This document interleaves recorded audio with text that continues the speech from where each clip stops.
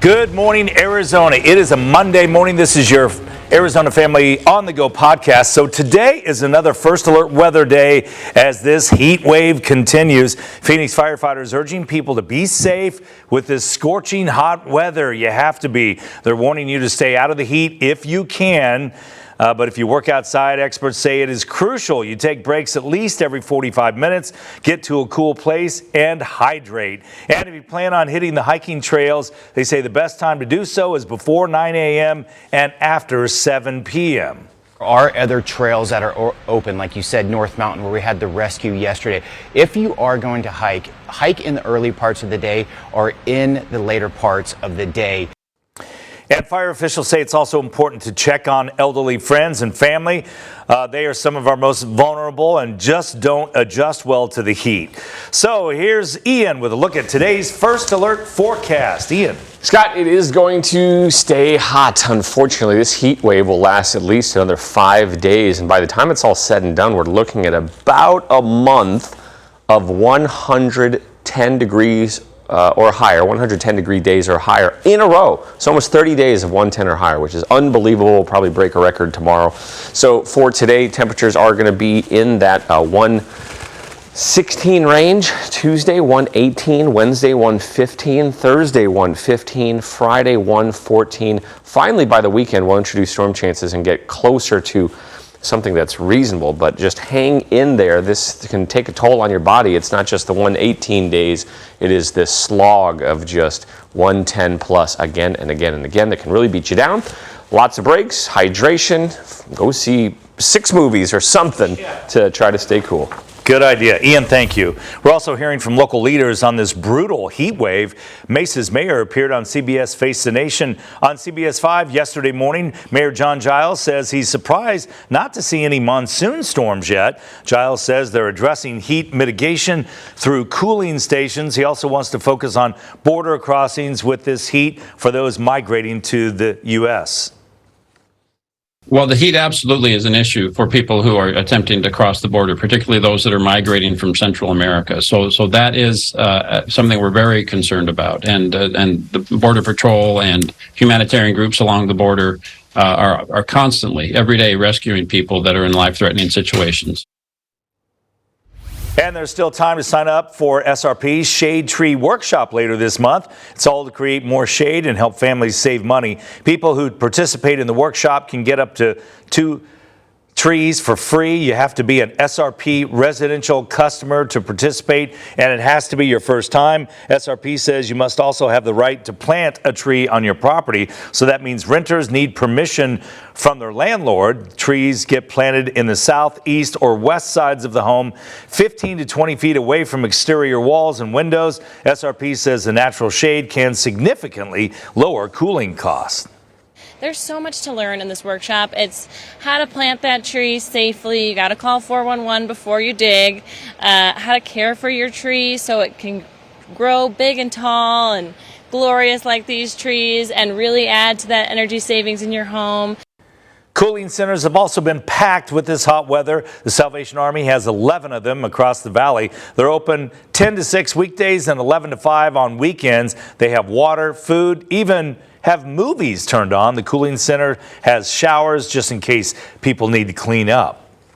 A lot of our clients are very respectful and very grateful for what we provide, and a lot of them come back. We see continuous of the same amount of people, some new people from time to time. And so far, the Salvation Army has around 1,400 people at their heat relief center in Chandler. And you can find more on how to get heat relief in your area through our Arizona's Family mobile news app. Well, we all know the Arizona heat can be deadly. So once Surprise Police found out that 2 sisters were living without AC, they jumped in to help. Unbelievable. They've been without it for decades because when Paula Martinez moved to Surprise in the 40s, AC was just not common. And over the years, their family couldn't afford to install AC, so they continued living without it. Once the Surprise Police Department found out about this, they decided to install air conditioning in that home. Oh, it feels good. Yeah, we appreciate everything everybody does for us. Two say that they will never forget the kindness these officers showed them in their time of need. Job well done. And we're learning more about a fatal hit and run on the US 60 eastbound. This was along the off-ramp near Meridian Road. The suspect vehicle described as a white single cab dually flatbed pickup truck with black rails. Anyone with information on the suspect or the vehicle, contact DPS.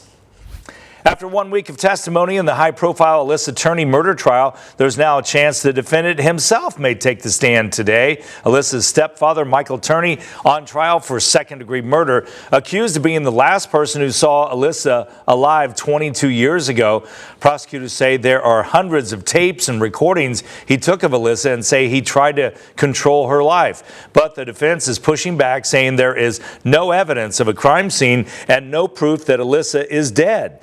Today, the prosecution will rest, with the verdict likely to come later this week, so we'll keep you posted. Senator Mark Kelly calling for action along the southern border.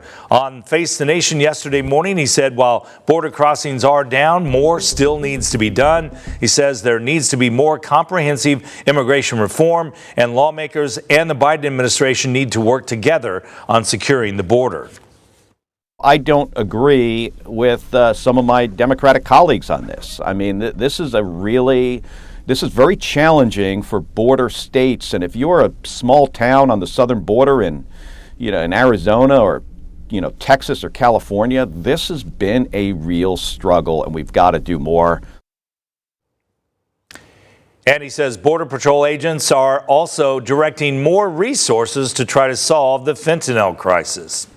More big trade news from your Phoenix Suns. According to reports, they have traded point guard Cam Payne and a draft pick to the Spurs for a future second rounder. So with this deal, Devin Booker and DeAndre Ayton are the last remaining players from the Suns NBA Finals team. So this move also opened up a roster spot, with the team adding Bol Bol from the Magic. The 7'2" forward shot 55% from the field and averaged 9 points last season.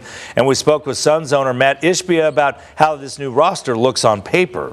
James Jones, Josh Bartelstein, Frank Vogel, everyone's contributed to making it the best roster possible. We think we've got a great team. We're excited about what we're doing. And at the same time, there's always tweaks and things that will continue to happen, but we feel great about where we're at. We think we've got a championship caliber team, but now it comes down to going on the court and executing every day. And that's what Coach Frank Vogel's all about. Our star players, all of our players 1 through 15 will be focused on.